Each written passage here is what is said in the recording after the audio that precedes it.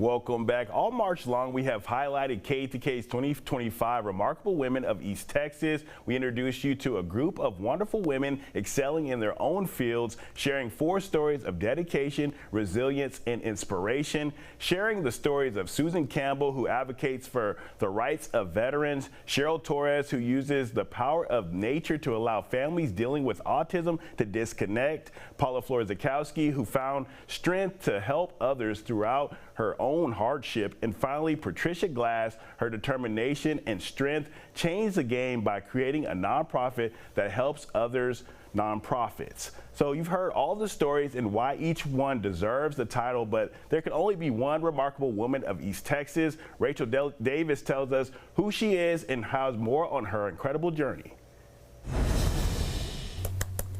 Paula Florczykowski is changing lives one family at a time. That's for a specific wheelchair. In the beginning, we just wanted to raise awareness, and so it's grown into something so much bigger. However, before starting this mission of advocacy and nonprofit work, she was just a mother receiving a phone call that would change her family's life forever.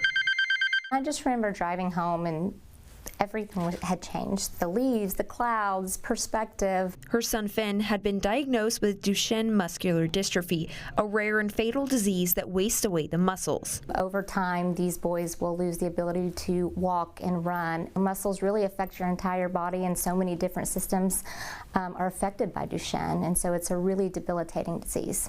But even in that moment where time stood still, she never lost hope. I really did feel, even in that moment, that there was going to be some good that would come out of it, or I was going to try my hardest to make some good come out of it. You know, you have muscles that control your smile, and I never wanted Finn to lose his smile. And that's what she did, creating Finn's Friends in 2020, a nonprofit to raise awareness and help families walking the same life path. We wanted to just let our community in on what we were facing and to be able to tell his story really well.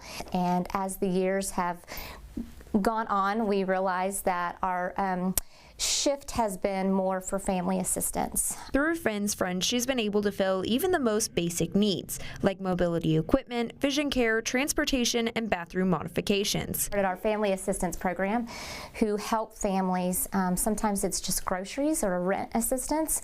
Some of these boys don't even get to go to the movies. Giving children diagnosed with Duchenne and their families important resources while creating community. We want to make friendships and have a lasting relationship with these families forever, hopefully. Motivated to never stop her mission of helping these families by her son. It's Finn, to know that what he's up against every day, so I can do the little things and get up and show up, and then to extend that to families. Giving advice to find their voice. I would just encourage other women that if they find something they're passionate about, not to give up, to keep fighting. Everyone deserves to hear their voices, so they too can change the lives of people around them. Rachel Davis, KETK News. You were nominated by someone who loves you very much, and you were chosen as this year's Remarkable Woman of East Texas.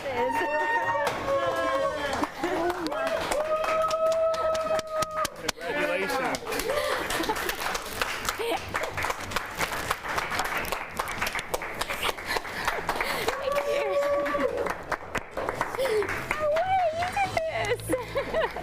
So can you tell us how it feels right now? Man. Well, that was the moment that she found out she was the winner. Joining me now is Paula. Paula, how are you doing today? I'm doing great. So, Clay, can you bring that $1,000 check in for the winner?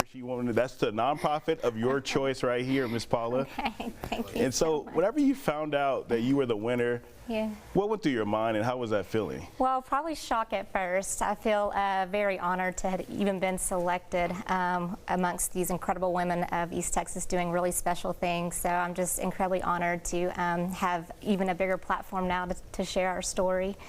So it was an incredible feeling.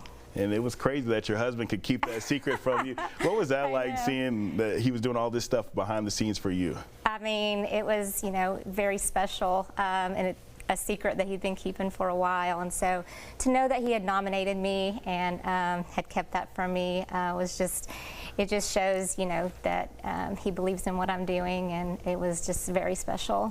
Yes, ma'am. And then I know this means a lot to you and your family. Just talk about being able to help others with this money that you received.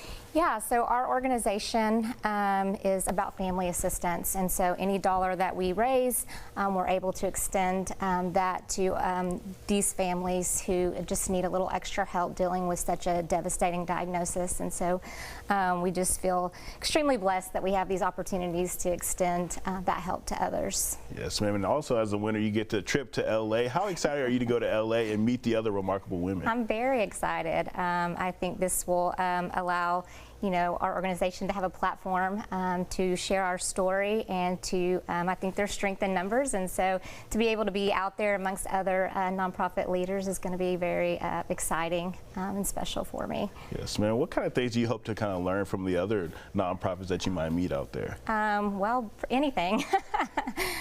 Being able to rely on others and be able to share stories and focus on different strengths that, we can bring back to East Texas and hopefully apply those lessons we've learned in our organization.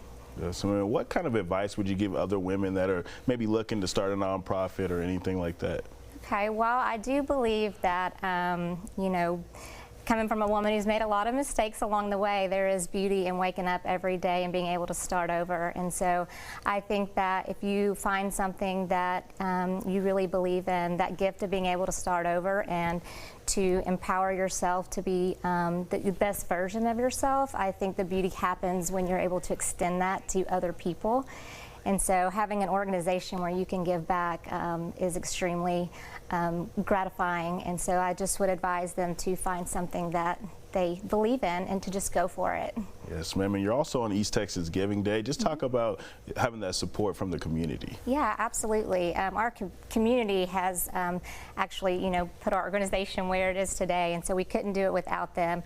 This year on East Texas Giving Day, we are actually doing, we have a new office, and so we're doing a ribbon cutting. The Chamber of Commerce is coming out, and we have a new office, so we're opening up our doors for people to come out and look at our new office. And so it's just, the community has always been so just amazing to us and has supported us very well. So we couldn't do it without them. Yes, ma'am. In your story, you talked about Finn not losing his smile. Just talk about the strength you've had to keep on going and fighting for him. Well, I think there is something as a mother, a father, or family member with a child facing a terminal illness. There's a lot of heartbreak that comes in that, but there's moments like these, and when your community surrounds you, there's like really powerful moments along the way that give you hope to keep fighting, and the support from everyone just really keeps us going every day. Yes, ma'am. Well, thank you so much for coming in today, and congratulations that you won this award, and have fun in LA. Thank you so much. I appreciate you. Yes, ma'am. For more on their nonprofit, go to the website right there on your screen.